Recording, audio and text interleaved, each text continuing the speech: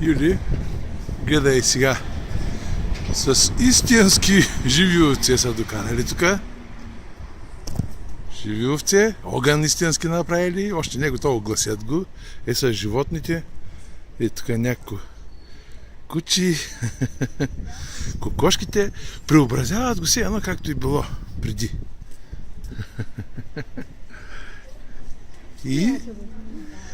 И сега обикалям. Не е готово още, но той го правят. Гледай. Пред църквата на Грозен, че миш на пушаки, истински огън са запалили. Истински огън. Че миш на пушаки. И тук има вътре едно изкуствено магарие.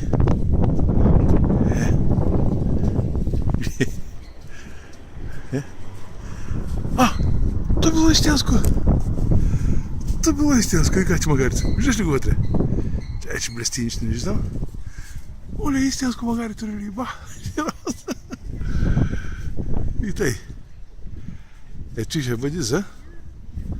Гледай, как книги. Аз го мислях за изкуствено, пак то било истинско.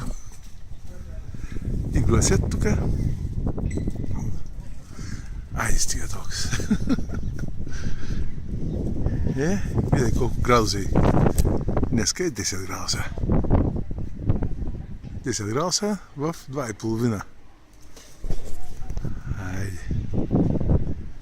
Той е в Хетафе църквата Магдалена. Мария Магдалена.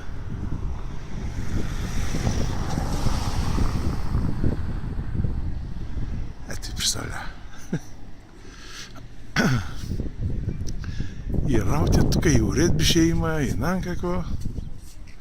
Ама, и други хора са. И той са сигурно пак от нашите деца, защото няма как. Ние са православните, сме така. Айде.